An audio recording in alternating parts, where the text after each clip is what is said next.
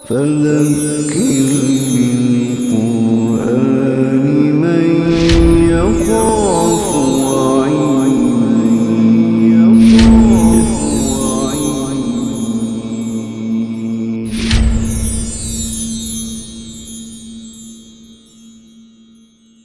بسم اللہ الرحمن الرحیم. یہ جو جوڑا ہے دو صورتوں کا، سورۃ انعام اور سورۃ اعراف، اس کے لیے دو اصطلاحات لائے ہیں حضرت شاہ ولی اللہ رحمۃ اللہ علیہ قرآن مجید کے نشانیوں کے سلسلے میں، کہ قرآن مجید میں جو اللہ تعالیٰ کی نشانیاں ہیں وہ دو طرح کی ہیں. کچھ ہیں آلاء اللہ تعالیٰ کی نشانیوں کے ریفرنس سے اللہ تعالیٰ نصیحت کرتا ہے، یاد دہانی کراتا ہے. اور کچھ اللہ تعالیٰ کے دن ہیں کہ جن کے ذریعے سے اللہ تعالیٰ لوگوں کو متوجہ کرتا ہے. اس سے مراد ہوتا ہے کہ اللہ تعالیٰ کے وہ دن جن میں اللہ تعالیٰ کے بڑے بڑے فیصلے ایگزیکیوٹ ہوئے. فرعون غرق کیا گیا، قوم لوط تباہ کی گئی، قوم نوح ڈبوئی گئی، وغیرہ وغیرہ. تو یہ کیا ہے؟ یہ ایام اللہ کہلاتے ہیں ان کی اصطلاح میں. اور یہ جو بھی پڑھ کے آئے ہیں، یہ کھجوروں کو دیکھو اور زیتون کو دیکھو اور پھل کے پکنے کو دیکھو اور پھر اس کے میٹھا ہونے کو دیکھو، یہ کیا ہے؟ یہ اللہ تعالیٰ کی نعمتوں کے اعتبار سے تذکیر اور یاد دہانی ہے، نصیحت ہے کہ اللہ تعالیٰ کی یہ چیزیں دیکھو اور پہچانو اپنے رب کو، اس کی بندگی اختیار کرو. اور ایک کیا ہے؟ انجام دیکھ لو، کیف کان عاقبۃ المجرمین، کہ مجرموں کا کیسا انجام ہوا.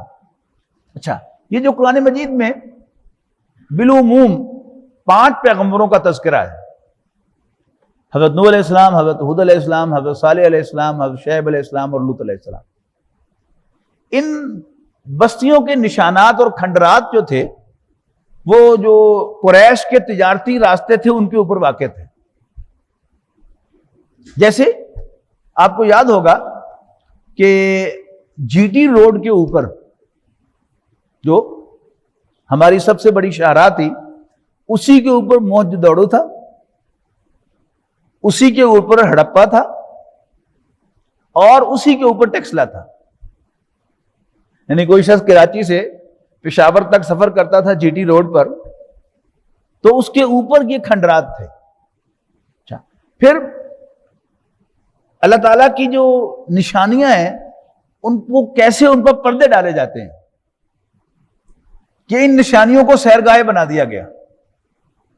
یعنی آپ جی ٹی روڈ پر جاتے جاتے گاڑی روک کر بچوں کو سیر کرا لیتے تھے کہ چلو آؤ تمہیں ٹیکسلا کے کھنڈرات دکھائیں، اور وہاں پر جو ہے وہ تفصیل لکھی ہوئی تھی کہ یہ 10,000 سال پرانی تہذیب ہے، اور دیواریں دیکھو اس کی 4-4 فٹ موٹی دیواریں ہیں، اور یہ دیکھو ان کے لوٹے ہیں، یہ ان کے توے ہیں، اور یہ ان کی فلاں چیز ہے، یہ ان کی فلاں چیز ہے.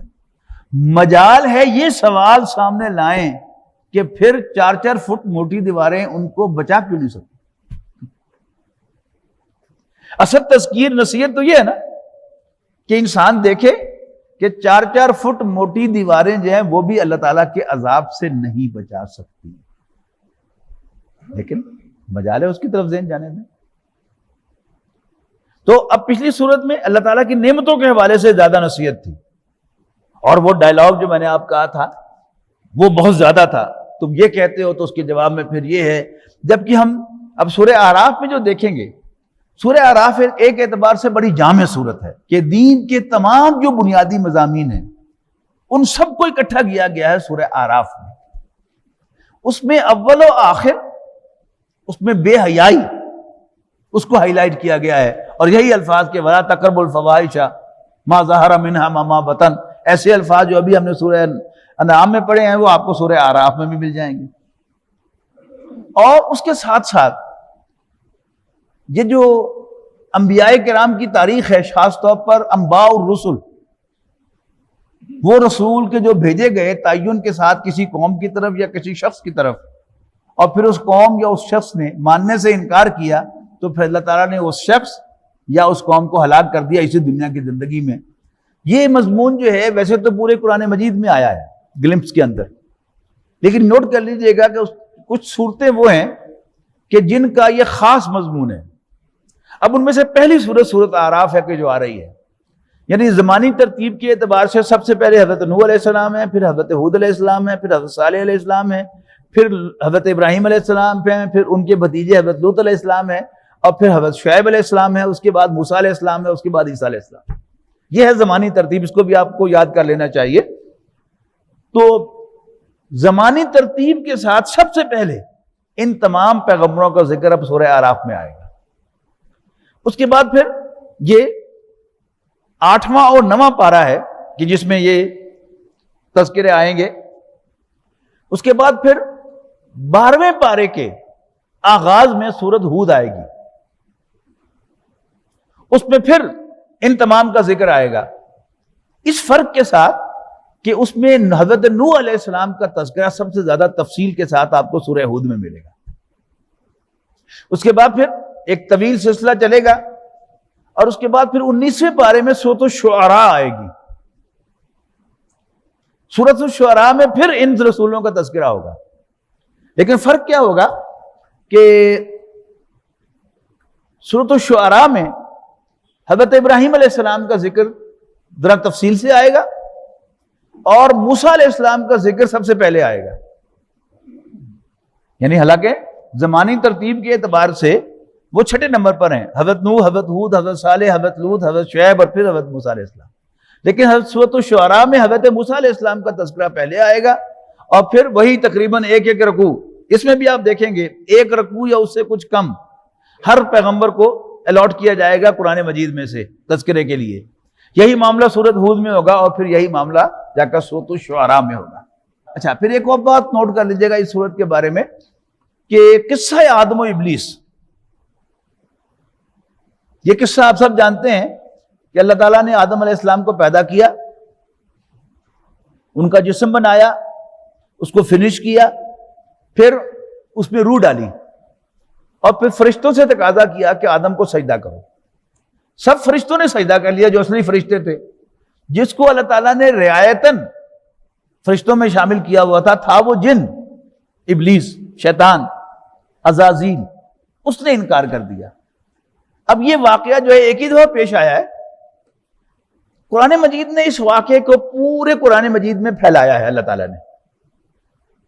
یعنی ہر 7-8 پاروں کے بعد قصہ آدم و ابلیس ضرور آپ کے سامنے آئے گا.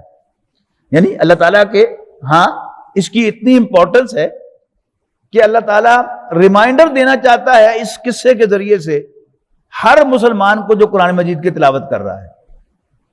یعنی ہمارے بزرگوں کی یہ روایت تھی کہ وہ روزانہ ایک پارہ تلاوت کرتے تھے. بدقسمتی سے ہماری نسل نے یہ روایت نہ خود اس پر عمل کیا اور نہ اس کو اپنے بچوں کو منتقل کیا. ہم نے فجر کے بعد سونا شروع کر دیا. ہمارے والدین، ہمارے دادا، نانا، ماموں وہ فجر کی نماز کے بعد تلاوت کرتے تھے باقاعدگی سے، اور تقریباً ایک پارہ پڑھتے تھے. اب وہ کوئی شخص اگر روزانہ ایک پارہ تلاوت کرتا ہے تو وہ ہر ہفتے قصہ آدم و ابلیس ضرور پڑھے گا، اور اس قصے سے جو ہدایت ہے، جو نصیحت ہے، جو گائیڈنس ہے، وہ آپ اخذ کریں گے. اللہ تعالیٰ چاہتا ہے کہ ریگولر انٹرولز کے بعد ہمیں یاد دہانی ہوتی رہے کہ شیطان نہ بننا، انسان بننا، آدم و حوا کی پیروی کرنا، شیطان کے نقش قدم پر نہ چلنا. پہلے پارے کے 4تھے رکوع میں آیا قصہ آدم و ابلیس. وَإِذْ قَالَ رَبُّكَ لِلْمَلَائِكَةِ إِنِّي جَاعِلٌ فِي الْأَرْضِ خَلِيفَةً. یاد کرو جب تیرے رب نے فرشتوں سے کہا کہ میں زمین پر ایک نائب بنانے والا ہوں. پھر 7 جمع کیجئے ایک میں تو 8واں پارہ آ گیا یہ آپ کے سامنے، سورۃ الاعراف آ گئی. اس میں پھر وہ دوبارہ قصہ آ گیا قصہ آدم و ابلیس.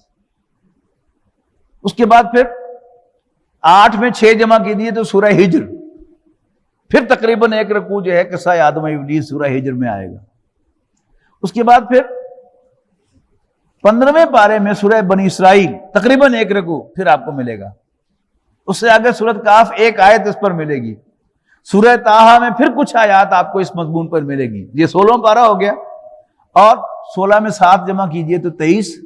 سورۃ صاد میں پھر آپ کو قصہ آدم و ابلیس ملے گا، اور اس میں 8 جمع کیجئے تو پھر پہلا پارہ آ جائے گا، اور سورہ بقرہ میں آپ قصہ آدم و ابلیس پڑھیں گے. ان سارے مقامات میں سے قصہ آدم و ابلیس کی سب سے زیادہ تفصیل آپ کو سورہ اعراف میں ملے گی، جو ابھی ہم انشاءاللہ پڑھیں گے۔ اعوذ باللہ من الشیطان الرجیم، بسم اللہ الرحمن الرحیم، الف لام میم صاد، کتاب انزل الیک فلا یکن فی صدرک حرج منہ لتنذر بہ وذکری للمؤمنین۔ الف لام میم صاد، یہ کتاب ہے نازل کی گئی ہے تمہاری طرف، بس اے نبی صلی اللہ علیہ وسلم نہ پیدا ہو تمہارے دل میں کوئی تنگی اس سے، لتنذر بہ، اس لیے نازل کی گئی ہے کہ تم اس کے ذریعے سے خبردار کرو۔ یہ بھی بہت اہم نکتہ ہے، سورہ اعراف میں ہم یہ بات کئی دفعہ پڑھ کے آئے ہیں کہ نبی اکرم صلی اللہ علیہ وسلم کو یہ کتاب عطا کی گئی کہ آپ اس کے ذریعے سے نصیحت کریں۔ نصیحت کرنے کے بہت سے طریقے ہیں نا، کہانیاں سنا کر بھی نصیحت کی جاتی ہے۔ ماضی قریب میں یعنی ہماری نسل سے پہلے، جب میں چھوٹا تھا، بہت کم ہم نے وہ واعظین دیکھے ہیں کہ جو گا کر، حکایات سنا کر، سعدی کے اشعار سنا کر، رومی کے اشعار سنا کر وعظ و نصیحت کیا کرتے تھے۔ ایفیکٹو وے تھا وہ بھی، لیکن قرآن مجید کا کوئی میچ نہیں ہے۔ نبی اکرم صلی اللہ علیہ وسلم کے سارے خطبات ہمیشہ قرآن مجید بیسڈ ہوتے تھے۔ آپ قرآن مجید کی آیات پڑھ کر وعظ و نصیحت کیا کرتے تھے، ترجمے کی ضرورت نہیں ہوتی تھی۔ اب قرآن مجید پر دین کی دعوت کا جو کام ہو رہا ہے، یہ بھی اللہ کا بڑا شکر ہے کہ ہمارے بہت سے نوجوان جو دین کی طرف راغب ہوئے، وہ زور لگا رہے ہیں، دین میں دعویٰ کا کام کر رہے ہیں، لیکن قرآن مجید ان کی سوچ اور ان کی گفتگو کا مرکزی نقطہ نہیں ہے۔ اللہ تعالیٰ کہ وہ اور آگے بڑھیں اور قرآن مجید بھی ان کی سوچ بچار کا اصل مرکز بن جائے، تو پھر انشاءاللہ یہ کام صحیح رخ پر ہوگا۔ لیکن آج جو آیات ہم پڑھ کے آئے ہیں، ان میں بار بار آپ اس کے ذریعے سے خوشخبری دیں، آپ اس کے ذریعے سے خبردار کریں، تو قرآن مجید بہترین ذریعہ ہے دعوت کا۔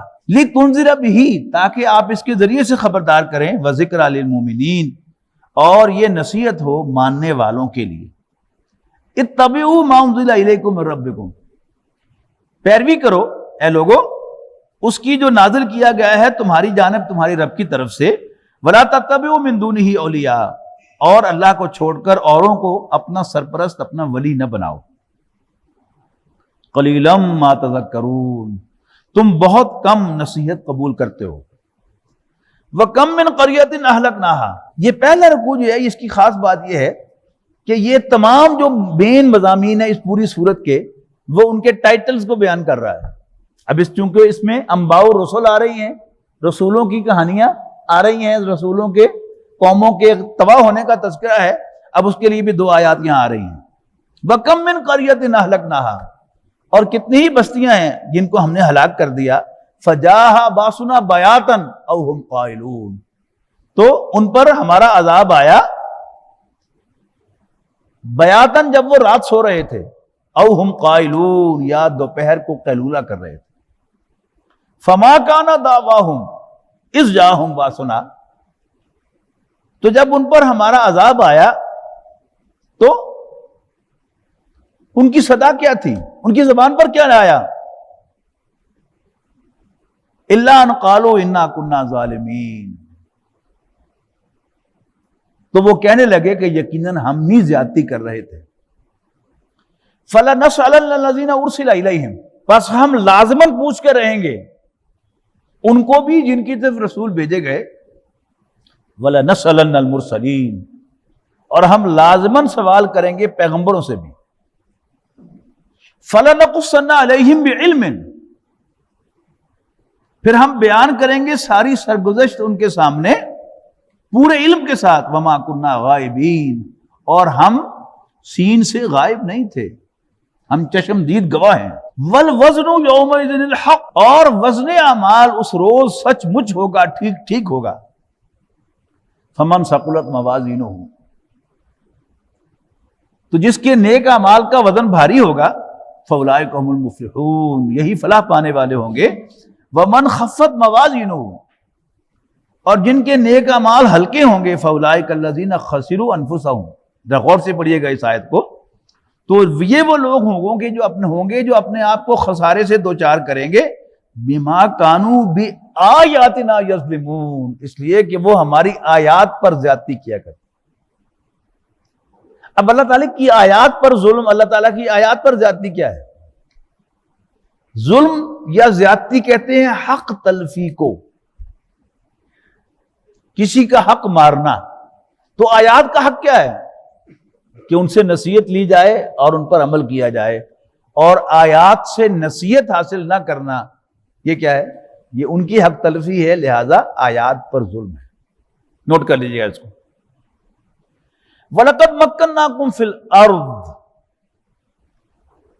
یقیناً ہم نے تمہیں زمین میں اسٹیبلش کیا، زمین پر اسٹیبلش کیا، وَجَعَلْنَا لَكُمْ فِيهَا مَعَائِشَ، اور زمین پر ہم نے تمہاری معیشت کا سامان رکھا، قَلِيلًا مَا تَشْكُرُونَ، لیکن تم کم ہی شکر ادا کرتے ہو۔ وَلَقَدْ خَلَقْنَاكُمْ، اب قصہ آدم و ابلیس شروع ہو رہا ہے۔ وَلَقَدْ خَلَقْنَاكُمْ، اور اے انسانوں ہم نے تمہیں پیدا کیا، ثُمَّ صَوَّرْنَاكُمْ، پھر ہم نے تمہاری صورتیں بنائیں، ثُمَّ قُلْنَا لِلْمَلَائِكَةِ اسْجُدُوا لِآدَمَ، پھر ہم نے فرشتوں سے کہا آدم کو سجدہ کرو، فَسَجَدُوا إِلَّا إِبْلِيسَ، تو ان سب نے سجدہ کیا سوائے ابلیس کے، لَمْ يَكُن مِّنَ السَّاجِدِينَ، لیکن وہ بالکل سجدہ کرنے والوں میں شامل نہ ہوا۔ قَالَ مَا مَنَعَكَ أَلَّا تَسْجُدَ إِذْ أَمَرْتُكَ، اللہ نے پوچھا اے عزازیل، اس کا نام تھا عزازیل، اے عزازیل، شیطان اس کا صفاتی نام ہے، ابلیس بھی صفاتی نام ہے، شیطان شرارتی، ابلیس مایوس۔ قَالَ مَا مَنَعَكَ أَلَّا تَسْجُدَ، اے عزازیل کس چیز نے تجھے سجدہ کرنے سے منع کیا؟ اذ امرتک، جبکہ میں نے تمہیں حکم دیا تھا، میں تیرا رب ہوں۔ قَالَ أَنَا خَيْرٌ مِّنْهُ، اللہ تعالیٰ نے کیا کہا تھا کہ تم نے میرا حکم کیوں ٹالا؟ اب سوال چنا جواب گندم، میں اسے بہتر ہوں۔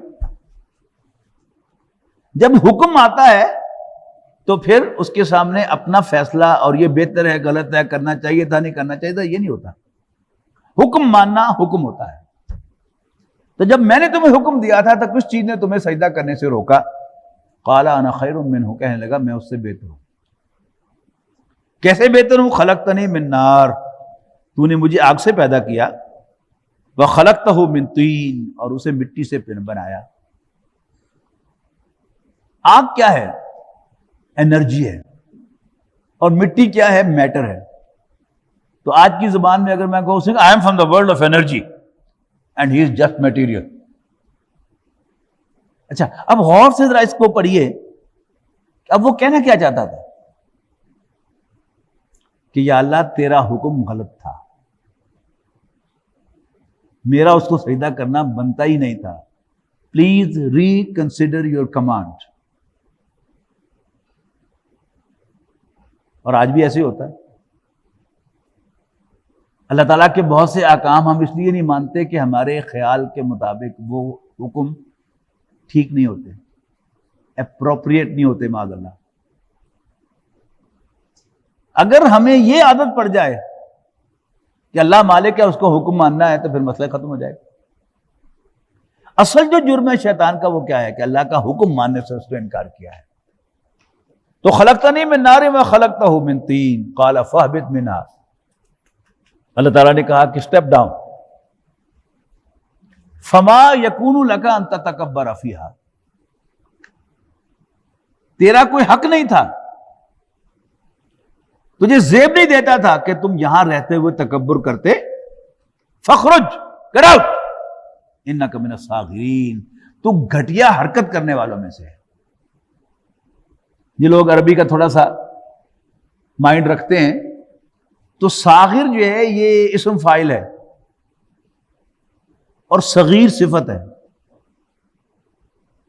تو یہاں صاغر کہا ہے کہ انک من الصاغرین، تو گھٹیا حرکت کرنے والوں میں سے ہے، چھوٹا نہیں کہا تو چھوٹا ہے، تو گھٹیا حرکت کرنے والوں میں سے ہے۔ قال انظرنی الی یوم یبعثون، عزازیل نے کہا مجھے ذرا مہلت دے دو اس دن تک کے لیے جب یہ دوبارہ اٹھائے جائیں. قال انک من المنذرین، اللہ تعالیٰ نے فرمایا جا تجھے مہلت دی جاتی ہے. قال فبما اغویتنی، شیطان نے کہا کہ جس کو عزت دینے کے لیے تو نے مجھے اغوا کیا ہے، راستے سے ہٹا دیا ہے، لَأَقْعُدَنَّ لَهُمْ صِرَاطَكَ الْمُسْتَقِيمَ، میں لازماً بیٹھوں گا اس کا شکار کرنے کے لیے تیرے صراط مستقیم پر، ان کا شکار کرنے کے لیے تیرے صراط مستقیم پر مورچہ بندی کروں گا. اور صراط مستقیم اللہ نے ہمیں کون سا دیا ہے؟ یہ قرآن مجید. اسی لیے بالکل آغاز میں نے کہا تھا نا کہ اللہ تعالیٰ نے قرآن مجید کی تلاوت سے پہلے جب بھی تلاوت کریں نبی اکرم صلی اللہ علیہ وسلم کو حکم دیا ہے کہ تم شیطان مردود سے اللہ کی پناہ میں ضرور آ جائے گا. اور آپ کی وساطت سے ہم سب کو یہ حکم ملا ہے کہ ہم قرآن مجید کی تلاوت سے پہلے تعوذ پڑھیں، اللہ کی پناہ میں آئیں. تو لَأَقْعُدَنَّ صِرَاطَكَ الْمُسْتَقِيمَ، میں تیرے سیدھے راستے پر مورچہ بندی کروں گا. ثُمَّ لَآتِيَنَّهُمْ، پھر میں ان پر حملہ آور ہوں گا، ان کی طرف آؤں گا، مِن بَيْنِ أَيْدِيهِمْ، ان کے سامنے سے، وَمِن خَلْفِهِمْ، ان کے پیچھے سے، وَعَنْ أَيْمَانِهِمْ، اور ان کے دائیں سے، وَعَنْ شَمَائِلِهِمْ، اور ان کے بائیں سے، وَلَا تَجِدُ أَكْثَرَهُمْ شَاكِرِينَ، اور اے اللہ تو ان میں سے اکثر کو شکر گزار نہیں پائے گا. یعنی جب شیطان ہم پر حملہ آور ہوتا ہے تو کئی طرح سے ہمیں کنونس کرنے کی کوشش کرتا ہے کہ ہم وہ برائی کر لیں. پہلے تو کھلا کر رہتا اللہ چھڑ پڑے اللہ دے حکم نو، پھر اس کے حق میں دلیل لاتا ہے کہ نہیں نہیں نہیں نہیں ٹھیک ہے وہ حکم اللہ کا اپنی جگہ پر ہے لیکن اس وقت یوں کر لو. پھر اس کی دلیل لاتا ہے کہ وہ اس لیے تھا اور یہ اور سچویشن ہے. فائنلی وہ ہمیں گرا لیتا ہے. تو میں آگے سے پیچھے سے دائیں سے بائیں سے حملہ آور ہوں گا. اور یہ ذہن میں رکھنا چاہیے کہ شیطان صرف 4 حملے نہیں کرتا، ہر قدم پر 4 حملے کرتا ہے. وَلَا تَجِدُ أَكْثَرَهُمْ شَاكِرِينَ، اور اے اللہ تو ان میں سے اکثر کو شکر گزار نہیں پائے گا. قَالَ اخْرُجْ مِنْهَا مَذْءُومًا مَدْحُورًا، اللہ تعالیٰ نے فرمایا نکل جائے یہاں سے ذلیل ہو کر اور ٹھکرایا ہوا ہو کر، دھکے کھاتا ہوا. لَمَن تَبِعَكَ مِنْهُمْ، بے شک جو بھی ان میں سے تیری پیروی کرے گا، لَأَمْلَأَنَّ جَهَنَّمَ مِنْكُمْ أَجْمَعِينَ، میں تم سب سے جہنم کو بھر دوں گا. اور پھر حضرت آدم سے کہا وَيَا آدَمُ اسْكُنْ أَنْتَ وَزَوْجُكَ الْجَنَّةَ، اور اے آدم تو اپنی بیوی کے ساتھ جنت میں سکونت اختیار کر لے. فَكُلَا مِنْ حَيْثُ شِئْتُمَا، تم دونوں جہاں سے چاہو کھلا کھاؤ، بس with only one restriction، وَلَا تَقْرَبَا هَذِهِ الشَّجَرَةَ، لیکن اس درخت کے قریب نہ جانا. فَتَكُونَ مِنَ الظَّالِمِينَ، ورنہ زیادتی کرنے والے ہو جاؤ گے. اب اس میں اللہ تعالی نے بھول کر نہیں، جان بوجھ کر واضح الفاظ میں اس درخت کو مینشن نہیں کیا. کوئی حکمت ہوگی، لیکن ہم نے تفاسیریں بھر دی کہ وہ فلاں درخت تھا، کسی نے کہا فلاں درخت تھا، کسی نے کہا فلاں درخت تھا. چلیے آگے. فَوَسْوَسَ لَهُمَا الشَّيْطَانُ، وسوسہ کا سادہ ترجمہ اگر کیا جائے تو کنفیوژن ہے. بس شیطان نے ان دونوں کے دل میں وسوسہ اندازی کی، ان کو کنفیوز کیا. کیوں؟ لِيُبْدِيَ لَهُمَا مَا وُرِيَ عَنْهُمَا مِنْ سَوْآتِهِمَا، تاکہ وہ ظاہر کرے ان دونوں پر جو کچھ ایک دوسرے سے چھپایا گیا تھا ان کی شرمگاہوں میں سے. یہ ہے بنیادی آبجیکٹو جس کے لیے شیطان نے ان کو کنفیوز کیا. کیا کنفیوز کیا؟ پڑھیے. وقال،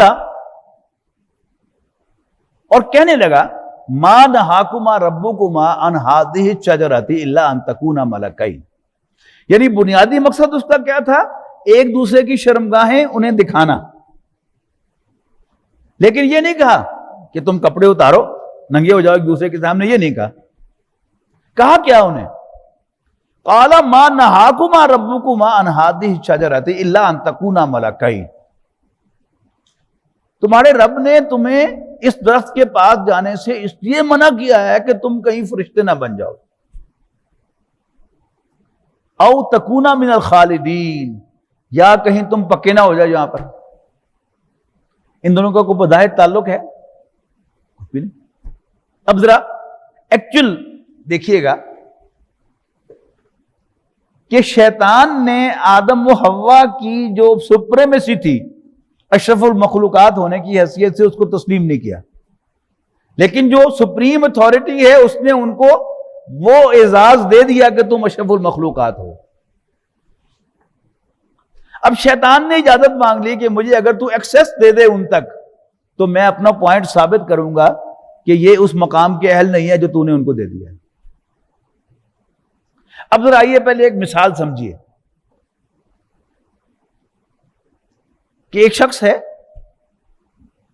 بڑا سمجھدار ہے، پڑھا لکھا ہے، اپنے سبجیکٹ کو جانتا ہے، اگرچہ ڈگری اس کے بعد ماسٹرز کی ہے، اور وہ کمپیٹ کر کے تو ہیڈ آف دی ڈپارٹمنٹ بنا دیا جاتا ہے۔ اب اس کا کوئی دوست اس کے پاس ملنے کے لیے آتا ہے، وہ کہتا ہے بھائی مبارک ہو، ہیڈ آف دی ڈپارٹمنٹ بن گئے ہو، تمہارے انڈر جو ہیں وہ پی ایچ ڈی بھی کام کرتے ہیں۔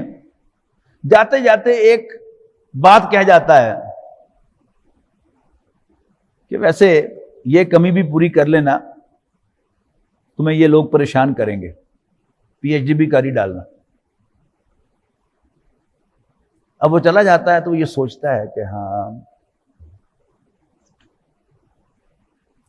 انٹرنیٹ پہ جاتا ہے، گوگل کھولتا ہے کہ کہاں کہاں جو ہے وہ کوئی کرسپونڈنس کورسز کے ذریعے سے پی ایچ ڈی ہوتی ہے، معلوم ہوتا ہے کہیں نہیں ہوتی۔ وہ کہتا ہے یار تم نے کیا کیسے ہیں کہ پی ایچ ڈی کر لیا، تو میں 10 فیصد کس طرح کرا؟ اگر میں یہاں سے چھٹی لے کر جاؤں گا پی ایچ ڈی کرنے کے لیے تو پھر یہ سیٹ جو ہے میری جو مل گئی ہے یہ بھی کھس جائے گی مجھ سے۔ میں نہیں، یار پاگل ہی ہے تو بھی۔ وہ فلانا ادارہ کیوں کس لیے بنا ہوا ہے؟ پی ایچ ڈی دلاتا نہیں وہ کیا تھا، ایگزیکٹ تھا کیا تھا؟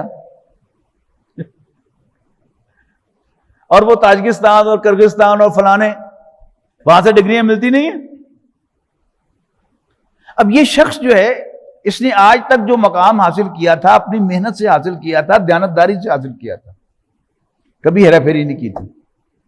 لیکن اب جب یہ بھوت سوار ہو گیا اس پر کہ میں نے پی ایچ ڈی کرنی ہے، تو وہ شخص جو ہے وہ پھر ہیرا پھیری کے لیے تیار ہو جائے گا، حالانکہ اس کو ہیڈ آف دی ڈپارٹمنٹ کی سیٹ مل چکی۔ اب آئیے ادھر، تمہارے رب نے وسوسہ ہو رہا نا کہ کنفیوژن کیا ڈالا، فوسوس لهما الشیطان لیبدی لهما ما وري عنهما من سوآتهما وقال ما نهاكما ربكما عن هذه الشجرة الا ان تكونا ملکین۔ اللہ تعالیٰ نے ایکسیس دی۔ اب اس نے آ کر ملاقات کی آدم و حوا سے، اور کیسے ملاقات کی ہوگی؟ اس نے سب سے پہلے آ کے مبارکباد دی ہوگی، مبارک ہو بھائی تم اشرف مخلوقات بن گئے ہو، اگرچہ ہمارا کباڑا ہو گیا اس سے۔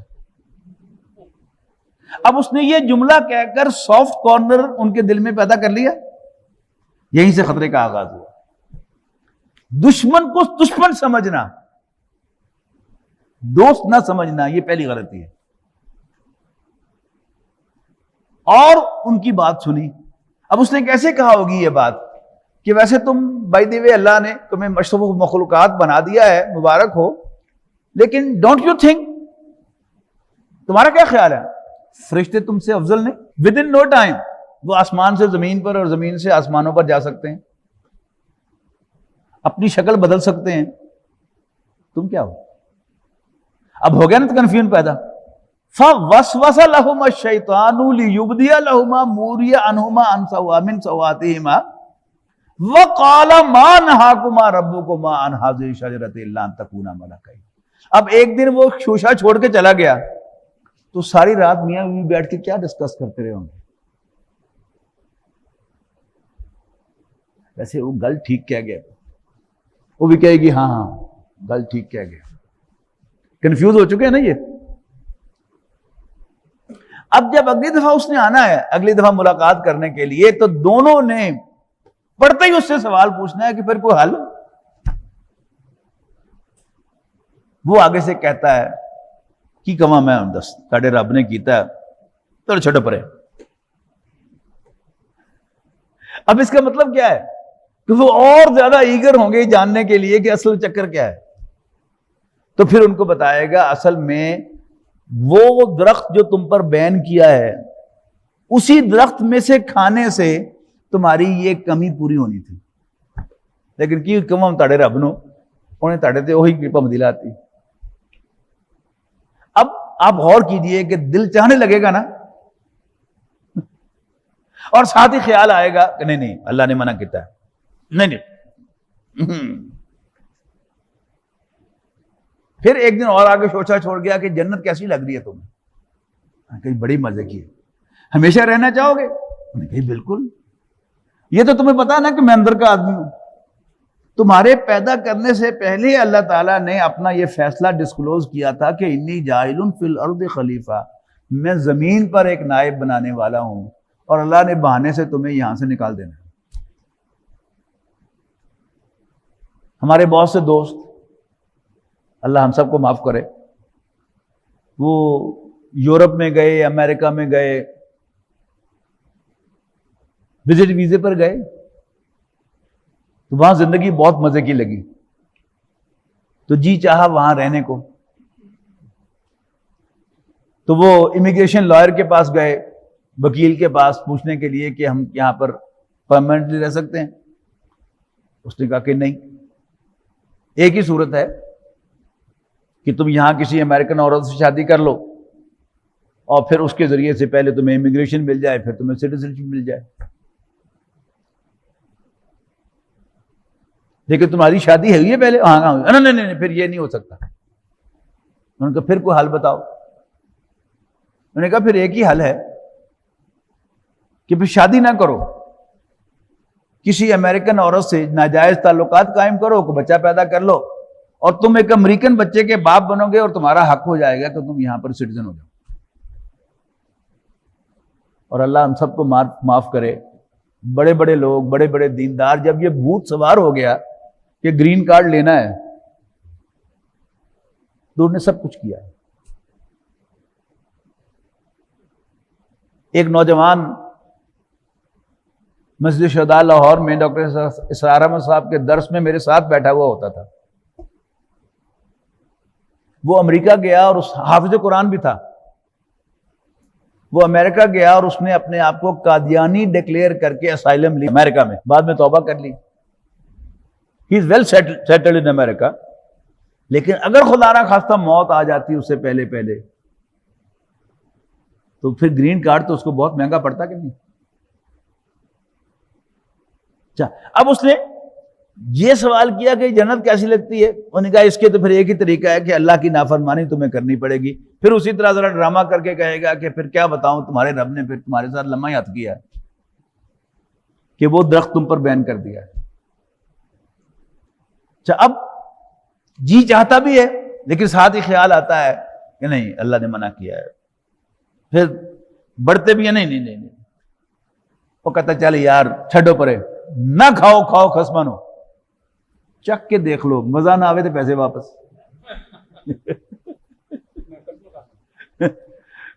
اور اوپر سے قسم کھائی، وَقَالَ مَا نَهَاكُمَا رَبُّكُمَا عَنْ هَٰذِهِ الشَّجَرَةِ إِلَّا أَن تَكُونَا مَلَكَيْنِ أَوْ تَكُونَا مِنَ الْخَالِدِينَ وَقَاسَمَهُمَا، اور ان دونوں کے سامنے قسم کھائی، انی لکما لمن الناصحین، میں بڑا تمہارا خیر خواہ ہوں، تاڑے پلے دی گل کر رہے ہیں۔ فَدَلَّاهُمَا بِغُرُورٍ، یوں اس نے ان دونوں کو شیشے میں اتار لیا۔ فَلَمَّا ذَاقَ الشَّجَرَةَ، اور یوں ہی انہوں نے اس درخت میں سے چکھا، فَلَمَّا ذَاقَ الشَّجَرَةَ بَدَتْ لَهُمَا سَوْآتُهُمَا، تو ان دونوں کی شرمگاہیں ایک دوسرے کے سامنے ایکسپوز ہو گئی. وَاتَّفِقَا يَخْصِفَانِ عَلَيْهِمَا مِنْ وَرَقِ الْجَنَّةِ، اور وہ لگے جنت کے پتوں سے اپنی شرمگاہوں کو ڈھانپنے. لندن میں ایک دفعہ انہی آیات کا میں درس دے رہا تھا، تو ایک صاحب درس میں موجود تھے، تو مجھے کہتے ہیں ڈاکٹر صاحب وہ انجیر کا درخت تھا. میں نے کہا ہاشم بھائی آپ نے انجیر کھائی؟ کہتے جی. میں نے کہا آپ کے کپڑے اتر گئے تھے؟ کہتے یہ دیکھو بھی سوچا ہی نہیں.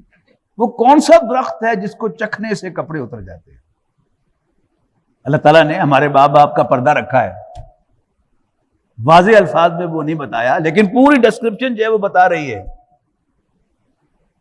کہ جیسے میاں بیوی پر پابندی ہوتی ہے فزیکل تعلق قائم کرنے کی روزے کے دوران، تو اس جنت میں بھی ان پر یہ پابندی تھی، لیکن شیطان نے ان کو چکھنے پہ مجبور کر لیا. اور یہ واحد عمل ہے کہ جس کے انسان قریب جائے تو پھر وہ کھا بھی لیتا ہے، اور پھر انسان کو پتہ نہیں چلتا وہ کپڑے کب اتارتا ہے. یعنی جب انسان قریب جاتا ہے تو ایک لائن ہوتی ہے جو نظر نہیں آتی، وہ کراس ہو جائے تو پھر انسان کو پتہ نہیں چلتا وہ کپڑے کب اتارتا ہے. اس کی میں مثال دیا کرتا ہوں کہ ہم میں سے جو لوگ سیگریگیٹڈ اسکولوں میں پڑھے، اسکول میں کوئی ایجوکیشن نہیں تھی، کالج میں نہیں تھی، لیکن جب وہ پروفیشنل کالج میں گئے یا یونیورسٹی میں گئے تو ایک دم ارد گرد لڑکیاں ہی لڑکیاں نظر آ رہی ہیں. تو پہلے دن کسی نے راستہ پوچھ لیا کسی لڑکی نے، تو اس کے پسینے چھوٹ گئے اور وہ بات ہی نہیں کر سکا. لیکن ہفتے کے بعد وہ ذرا کمفرٹیبل ہو جاتا ہے، اب وہ پسینے بھی نہیں چھوٹتے، اور جو کام کی گفتگو ہے وہ بھی کر سکتا ہے. لیکن اگر وہ کوئی لائن کھینچ کے اپنے سامنے نہیں رکھتا کہ میں نے اس لائن کو کراس نہیں کرنا، تو مزید ایک ہفتے کے بعد جو ہے وہ گپ شپ بھی لگانی شروع کر دیتا ہے، اور پھر دوستی بھی ہو جاتی ہے، وہ کنٹین میں بھی جا کے بیٹھ جاتے ہیں، اور پھر چھینا جھپٹی بھی شروع ہو جاتی ہے. اور پھر اسی میں وہ لائن کراس ہو جاتی ہے، اور وہ لائن کراس ہو جاتی ہے تو پھر پتہ نہیں کرتا کہ انسان کب آگے چلا جاتا ہے. تم فرمایا فلما ذاقا الشجرۃ بدت لهما سوآتهما واتفقا يخصفان عليهما من ورق الجنہ وناداهما ربهما، تو ان کے رب نے انہیں ندا دی، پکارا، او آدم و حوا الم انہکما عن تلکما الشجرۃ، کیا میں نے تم دونوں کو اس درخت کے پاس جانے سے منع نہیں کیا تھا؟ لیکن حکم کیا تھا ولا تقربا هذه الشجرۃ، اس درخت کے قریب بھی نہ جانا. یہ تو نہیں کہا تھا کہ اس درخت میں سے نہ کھانا. اصل انسٹرکشن جو تھی وہ یہ تھی کہ ولا تقربا هذه الشجرۃ فتکونا من الظالمین. لیکن انہیں کیا کیا؟ کیا میں نے منع نہیں کیا تھا تمہیں اس درخت کے پاس جانے تھے؟ اور کہا نہیں تھا شیطان تمہارا کھلا دشمن ہے؟ یہ جو ہوتی ہے انسٹرکشن، نصیحت، یہ بڑی کام کی چیز ہوتی ہے. ہمارے ہاں جو کاروباری فیملیز ہیں وہ اپنے بچوں کو کاروبار کی ٹریننگ دیتی ہیں. بڑا بزرگ جو ہے اپنے بیٹوں کو ساتھ اپنے کاروبار میں شریک کرتا ہے، اور وقتاً فوقتاً نصیحتیں بھی کرتا رہتا ہے کہ پترو فلانے کاروبار چ ہاتھ نہ پانا تے فلانی پارٹی نہ ڈیل نہ کرنا. لیکن جب وہ بزرگ فوت ہو جاتا ہے اور بچے اپنے آپ کو سیاںا سمجھنا شروع کر دیتے ہیں، کہتے ہیں نا وہ باپ کی نصیحت پر چلیں پھر تو مزے ہیں، لیکن وہ اپنے آپ کو سیاںا سمجھنا شروع کر دیں، اور انڈائریکٹلی پھر کیا ہوتا ہے، ابا ہی تو بس بہت ہی آئے سن ایڈی بھی کوئی گل نہیں. تو وہ پارٹی جس کے ساتھ ڈیل کرنے سے بوڑھے باپ نے منع کیا تھا، ان کا کوئی نوجوان آ کر ان کے پاس آ کے اٹھنا بیٹھنا شروع کر دیتا ہے. کبھی پیزا آرڈر کر دیا، کبھی آئس کریم منگا لی، کبھی ملک شیک منگا لیا. ایک دن آتا ہے وہ یار مارکیٹ سودا بڑا خراب پہ آیا، میرے کو پیسے کوئی نہیں، تڑ کو اینے پیسے ہیں تو خرید لو، بڑا فائدہ جی ہے. تو وہ ڈرتے ڈرتے جو ہیں وہ لاٹ اٹھا لیتے ہیں مارکیٹ سے، لیکن اس سے بہت نفع ہوتا ہے ان کو. اب وہ اس کی پوری طرح گرفت میں آ جاتے ہیں. اور پھر وہ ایک دن کہتا ہے آ کے اللہ بخشے چاچا نے بڑے نیک آدمی سے، پر سمجھ نہیں آئی کہ میرے بارے انہوں نے کی غلط فہمی سی کہ میرے نال ایڈے خوش نہیں سن. تسی کی سمجھتے میں تہاڈا دشمن ہوں؟ وہ کہتے نہیں نہیں نہیں نہیں، تو تو بڑا سجن ہے ساڈا، تو وہ سودا سنجر دسیا سی نا، واہ واہ واہ، بیجا بیجا کراتی سی تو. اب جس کاروبار میں ہاتھ ڈالنے سے بوڑھے باپ نے منع کیا تھا، وہ اس میں ان بچوں سے ہیوی انویسٹمنٹ کرا کے ان کا پٹا پٹا دیا. تو انسٹرکشن کیا ہے؟ وَلَا تَقْرَبَا هَٰذِهِ الشَّجَرَةَ. اور دوسری انسٹرکشن کیا ہے؟ ان الشیطان لکم عدو، شیطان تمہارا دشمن ہے. تو وہ لگے جنت کے پتوں سے اپنی شرمگاہوں کو ڈھانپنے. وَنَادَاهُمَا رَبُّهُمَا، اور ان کے رب نے ان کو پکارا، وہ آدم و حوا، کیا میں تمہیں درخت کے پاس جانے سے منع نہیں کیا تھا اور تمہیں وارن نہیں کیا تھا کہ شیطان تمہارا کھلا دشمن ہے؟ قَالَا رَبَّنَا ظَلَمْنَا أَنفُسَنَا وَإِن لَّمْ تَغْفِرْ لَنَا وَتَرْحَمْنَا لَنَكُونَنَّ مِنَ الْخَاسِرِينَ. تو دونوں نے کہا کہ اے ہمارے رب، ہم نے اپنے اوپر ظلم ڈھایا ہے، اب بھی تو ہمیں نہیں بخشے گا اور ہمیں معاف نہیں کرے گا، ہم پر رحم نہیں فرمائے گا، تو ہم لازماً نقصان اٹھانے والوں میں سے ہو جائیں گے. اچھا اب دیکھیے اس واقعے میں اللہ کی نافرمانی دونوں سے ہو گئی. شیطان نے سجدہ کرنے سے انکار کیا تو اللہ تعالیٰ نے جواب طلبی کی، اور انہوں نے اس درخت میں سے کھا لیا تو اللہ نے جواب طلبی کی. فرق یہاں آیا، شیطان کی جواب طلبی کی تو الٹا اس نے اللہ کو مرد الزام ٹھہرا دیا، تیرا حکم غلط تھا، اپنی غلطی نہیں مانی. یہ غلطی نہ ماننا جو ہے یہ شیطنت ہے، یاد رکھیے گا. علامہ اقبال نے فرمایا تھا نا کہ مرید سادہ تو رو رو کے ہو گیا تائب، خدا کرے کہ ملے شیخ کو بھی یہ توفیق. مردمانہ طالب علمی کی بات ہے یا ہاؤس جاب کی بات ہے. کالج میں کوئی بات ہوئی تو ہمارے دوست ڈاکٹر مبشر نے مجھے متوجہ کیا ہاسٹل میں آ کر، تو میں نے آرگو کیا تو اس نے کہا سمی بات یہ ہے کہ ہم عام لوگ بھی غلطی کرتے ہیں، تم مولوی لوگ بھی غلطی کرتے ہو، فرق صرف یہ ہے کہ ہم عام لوگ غلطی کر کے شرمندہ ہوتے ہیں، تم مولوی لوگ غلطی کر کے اس کے حق میں دلیل لاتے ہو. 101% ٹرو. جتنا بڑا عالم ہوگا، جتنا بڑا شیخ ہوگا، غلطی کبھی نہیں مانے گا، دلیل لائے گا، حدیث لائے گا، قرآن کی آیت کا نکال کے لے آئے گا یہ ثابت کرنے کے لیے کہ میں ٹھیک ہوں. حالانکہ سمپلی آئی ایم سوری، ایمان بھی بچ جائے گا اور اللہ کی ناراضگی بھی نہیں ہوگی. آدم و حوا سے بھی جواب طلبی کی گئی، وہ بھی کہہ سکتے تھے کہ اللہ میاں سانو شیطان نے سب دستا ہے کہ تو سانو زمین تے بھیجنا ہے بہانے نال، تو ٹھیک ہے بھیجے سانو زمین تے. انہوں نے یہ نہیں کہا، چپ کر کے معافی مانگ لی، ربا زیادتی ہو گئی اپنے نال، ہن معاف کر دے، یہ تو سانو نہ بخشیا، یہ ساڈے تے رحم نہ کیتا تو اسی مارے گئے.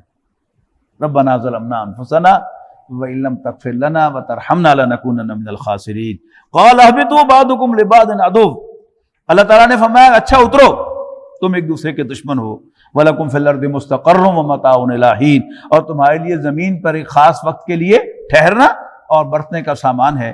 قَالَ فِيهَا تَحْيَوْنَ وَفِيهَا تَمُوتُونَ وَمِنْهَا تُخْرَجُونَ. اللہ تعالیٰ نے مزید فرمایا کہ اسی میں تمہارا جینا، اسی میں تمہارا مرنا، اور بالآخر اسی میں سے تمہارا نکالا جانا ہوگا. یا بنی آدم. اچھا آپ نوٹ کیجئے گا کہ قصہ ختم ہو گیا، اب آدم علیہ السلام کے ساتھ انسٹرکشن ہے کس چیز کی؟ لباس کی. اس کا مطلب کیا ہے کہ وہ ساری کہانی جو تھی وہ جسم کو ایکسپوز کرنے کی کہانی تھی. یا بنی آدم، اے آدم کے بیٹو، قد انزلنا علیکم لباسا، ہم نے تم پر لباس اتارا ہے، یواری سوآتکم وریشا، جو تمہاری شرمگاہوں کو ڈھانپتا ہے اور تمہارے لیے زینت کا باعث ہے. وَلِبَاسُ التَّقْوَىٰ ذَلِكَ خَيْرٌ. اور رہا خدا خوفی کا لباس، دیٹ از دا بیسٹ. اس کا اوور کوٹ ضرور پہنا کرو اوپر، ذالک من آیات اللہ، یہ اللہ کی نشانیوں میں سے ہے، لعلہم یذکرون، شاید کہ لوگ نصیحت پکڑیں۔ یا بنی آدم، اے آدم کے بیٹو، لا یفتننکم الشیطان، دیکھنا شیطان کہیں تمہیں فتنے میں مبتلا نہ کر دے، کما اخرج ابویکم من الجنہ، جیسے اس نے تمہارے ماں باپ کو جنت سے نکلوایا تھا، ینزع عنہما لباسہما، ان کا لباس اترواتے ہوئے، لیریہما سوآتہما، تاکہ انہیں ایک دوسرے کی شرمگاہیں دکھائے، انہ یراکم ہوا وقبیلہ من حیث لا ترونہم، یقیناً شیطان اور اس کا کنبہ تمہیں وہاں سے تاکتے رہتے ہیں، مانیٹر کرتے رہتے ہیں، من حیث لا ترونہم، جہاں سے تم انہیں نہیں دیکھتے۔ ہم سمجھتے ہیں کہ یہ سے بائی دی وے، کبھی بازو چھوٹا ہو گیا، کبھی بڑا ہو گیا، کبھی قمیض کھلا ہو گیا، کبھی پینٹ تنگ ہو گئی، کبھی پانچے کھلے ہو گئے، کبھی بڑے ہو گئے، کبھی تنگ ہو گئے۔ نو، یہ ایک پلاننگ کے تحت باقاعدہ مانیٹر کر کے دیکھے جا رہے ہیں کہ فلاں کے اتنے کپڑے اپنے اتروا دیے، یہ قوم ماننے کو تیار نہیں ہے، اس کو ایسے کنونس کرنا ہے۔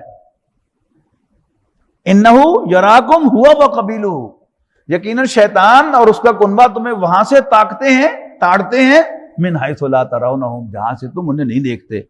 انا جعلنا الشیاطین اولیاء للذین لا یؤمنون، یقیناً ہم نے شیطانوں کو دوست بنایا ہے ان کا جو ہماری آیات پر ایمان نہیں رکھتے، ہماری انسٹرکشنز کو نہیں مانتے۔ وَإِذَا فَعَلُوا فَاحِشَةً، اور جب وہ کوئی بے حیائی کرتے ہیں، قَالُوا وَجَدْنَا عَلَيْهَا آبَاءَنَا، تو کہتے ہیں نہیں نہیں، یہ تو ہمارا کلچر ہے، یہ ہماری ٹریڈیشن ہے، ہم نے اپنے آباء و اجداد کو، ماں باپ کو یہ کرتے ہوئے پایا ہے، مذہب سے اس کا کوئی تعلق ہی نہیں، ایویں مولویوں کو کھپت چڑھا ہوا ہے، یہ تو کلچر ہے ہمارا۔ یعنی کلچر کے نام پر، یعنی دنیا کے جو دو ملک ہیں یہ کنزرویٹو شمار ہوتے ہیں یورپ کے مقابلے میں، بقیہ یورپ جو ہے اس میں بے حیائی زیادہ ہے، لیکن برطانیہ میں اس پر کچھ پابندیاں ہیں، لیکن برطانیہ میں بھی کلچر کے نام پر، آرٹ کے نام پر سب کچھ ہو سکتا ہے۔ یعنی یورپ میں آپ دیکھیں گے تو وہاں ننگی عورت جو ہے اس کی تصویر جو ہے وہ دکھائی جا سکتی ہے، برطانیہ میں نہیں دکھائی جا سکتی، لیکن آرٹ کے نام سے آپ وہاں پر جو مرضی دیکھ لیں۔ کلچر، روایت کہ وجدنا علیہ آباءنا، اس پر ہم نے اپنے آباء و اجداد کو پایا ہے، مور اوور واللہ امرنا بہا، اللہ نے ہمیں اس کا حکم دیا ہے۔ یعنی ایسے ہی لکھ دیا کہ حضرت عمر میوزک سنا کرتے تھے، ایک تابعی عورت تھی کہ جو چکلا چلایا کرتی تھی، کوئی ثبوت ہو سکتا ہے ایسا؟ لیکن کہہ دیا، لکھ دیا، جس سے معلوم ہو کہ یہ دین کی چیز ہے، چکلا چلانا بھی دین کا حصہ ہے معاذ اللہ۔ جواب کیا ہے؟ قل ان اللہ لا یامر بالفحشاء، اے نبی کہہ دو کہ اللہ کبھی بے حیائی کا حکم نہیں دیتا۔ اتقولون علی اللہ ما لا تعلمون، کیا اللہ کے بارے میں تم کہتے ہو جو تمہیں معلوم نہیں؟ قل امر ربی بالقسط، اے نبی کہہ دو کہ میرے رب نے عدل کا حکم دیا ہے، واقیموا وجوہکم عند کل مسجد، اور یہ کہ تم اپنے چہروں کو، اپنا رخ ہر عبادت میں ٹھیک رکھو، وادعوہ مخلصین لہ الدین، اور اسی کو پکارو، دین کو اسی کے لیے خالص کرتے ہوئے، کما بداکم تعودون، جس طرح پیدا کیا ہے اس نے تمہیں، اب اسی طرح تم پھر پیدا کیے جاؤ گے، لوٹائے جاؤ گے۔ فریقاً ہدا، ایک گروہ ہے جس کو سیدھا راستہ دکھا دیا گیا، وفریقاً حق علیہم الضلالہ، اور دوسرا گروہ ہے جس پر گمراہی چسپاں ہو گئی۔ انہم اتخذوا الشیاطین اولیاء من دون اللہ، یقیناً یہ وہ لوگ ہیں جنہوں نے بنایا شیطانوں کو اپنا سرپرست اللہ کو چھوڑ کر، وَيَحْسَبُونَ أَنَّهُمْ مُهْتَدُونَ، اور سمجھتے ہیں کہ وہ ہدایت یافتہ ہیں۔ یا بنی آدم، اے آدم کے بیٹو، خُذُوا زِینَتَکُمْ عِنْدَ كُلِّ مَسْجِدٍ، ہر نماز کے وقت زیب و زینت اختیار کیا کرو، وَكُلُوا وَاشْرَبُوا، اور کھاؤ اور پیو، وَلَا تُسْرِفُوا، اور اسراف نہ کرو، إِنَّهُ لَا يُحِبُّ الْمُسْرِفِينَ، بے شک اللہ تعالیٰ حد سے بڑھنے والوں کو پسند نہیں فرماتا۔ یعنی زیب و زینت اللہ تعالیٰ نے انسان کی شخصیت کے اندر یہ ارج رکھی ہے۔ اچھا، اب اگر اس کا کوئی ایکسپریشن نہیں ہوگا تو پھر کیا ہوگا؟ پھر وہ الٹی طرف جائے گی۔ اس کا ایک پازیٹیو ایکسپریشن بنایا ہے کہ اپنا بہترین لباس، زیب و زینت جو ہے وہ اللہ تعالیٰ کی حضور حاضر ہونے کے لیے اختیار کرو، اس سے کیا ہوگا؟ وہ ایگزاسٹ ہوتی رہے گی اور پھر وہ کسی غلط رخ میں اس کا ظہور نہیں ہوگا انشاءاللہ۔ انہ لا یحب المسرفین، بے شک اللہ تعالیٰ حد سے بڑھنے والوں کو پسند نہیں فرماتا۔ قل من حرم زینت اللہ التی اخرج لعبادہ، اے نبی کہو کس نے حرام کی ہے زیب و زینت جو اسی نے پیدا کی ہے اپنے بندوں کے لیے، والطیبات من الرزق، اور کس نے حرام کی ہے پاکیزہ چیزیں کھانے پینے کی، قل ہی للذین آمنوا فی الحیات الدنیا، کہہ دو کہ یہ سب ایمان والوں ہی کے لیے دنیاوی زندگی میں بھی، خالصتا یوم القیامہ، لیکن ان کے لیے خالص ہوگی قیامت کے دن، دنیا میں اللہ کے باغی بھی ان کو برت لیتے ہیں۔ کذالک نفصل الآیات لقوم یعلمون، یوں ہم اپنی نشانیوں کی تفصیل کرتے ہیں جاننے والے لوگوں کے لیے۔ قل انما حرم ربی الفواحش، وہ آیت جس کا میں نے حوالہ دیا تھا، آ گئی۔ کہہ دو اے نبی بے شک اللہ نے حرام کی ہیں تمام بے حیائی کی باتیں، ما ظہر منہا وما بطن، خواہ وہ کھلی ہو یا چھپی ہوئی، والاسم والبغی، اور گناہ اور سرکشی جس کا کوئی حق حاصل نہیں، وان تشرکوا باللہ ما لم ینزل بہ سلطانہ، اور یہ کہ تم اللہ کے ساتھ شریک بناؤ جس کے لیے اس نے کوئی اتھارٹی نہیں اتاری، وان تقولوا علی اللہ ما لا تعلمون، اور یہ کہ تم اللہ کے بارے میں کہو جو تم جانتے بھی نہیں ہو۔ وَلِكُلِّ أُمَّةٍ أَجَلٌ، ہر امت کے لیے ایک وقت مقرر ہے، فَإِذَا جَاءَ أَجَلُهُمْ لَا يَسْتَأْخِرُونَ سَاعَةً وَلَا يَسْتَقْدِمُونَ، اور جب اس کا وقت مقرر آ جائے گا تو نہ وہ اس سے گھڑی بھر پیچھے رہ سکیں گے اور نہ گھڑی بھر تاخیر میں جا سکیں گے۔ یا بنی آدم، اے آدم کے بیٹو، اما یاتینکم رسل، جب بھی آئیں تمہارے پاس پیغمبر، منکم تمہیں میں سے، یقصون علیکم آیاتی، تمہیں میری آیات پڑھ کر سناتے ہوئے، فمن اتقی واصلح، تو جو کوئی بھی اللہ سے ڈرے گا اور اپنی اصلاح کرے گا، فلا خوف علیہم ولا هم یحزنون، تو ایسے لوگوں کے لیے نہ ڈر ہے اور نہ حزن و ملال۔ والذین کذبوا بآیاتنا واستکبروا عنہا، اور وہ لوگ جو ہماری آیات کو جھوٹا قرار دیں گے اور ان کے سامنے تکبر برتیں گے، اولئک اصحاب النار، یہ اہل جہنم ہیں، ہم فیہا خالدون، اس میں ہمیشہ ہمیشہ رہیں گے۔ فمن اظلم ممن افتری علی اللہ کذبا او کذب بآیاتہ، تو اس سے بڑھ کر ظالم کون ہے جو اللہ تعالیٰ کے بارے میں جھوٹ گڑے اور اس کی آیات کو جھوٹا قرار دے۔ اولئک ینالہم نصیبہم من الکتاب، ایسے لوگوں کو ملے گا ان کا حصہ ان کے لکھے ہوئے جو تقدیر میں ہے اس کے مطابق۔ حتی اذا جاءتہم رسلنا، یہاں تک کہ جب ان کے پاس آئیں گے ہمارے فرشتے، یتوفونہم، ان کی روحیں قبض کرنے کے لیے، قالوا این ما کنتم تدعون من دون اللہ، تو وہ پوچھیں گے ان سے کہاں ہیں وہ جن کو تم پکارا کرتے تھے اللہ کے سوا، قالوا، وہ کہیں گے، ضلوا عنا، وہ سب ہم سے گم ہو گئے، وشہدوا علی انفسہم، اور اپنے خلاف گواہی دیں گے، انہم کانوا کافرین، کہ یقیناً وہ کافر تھے۔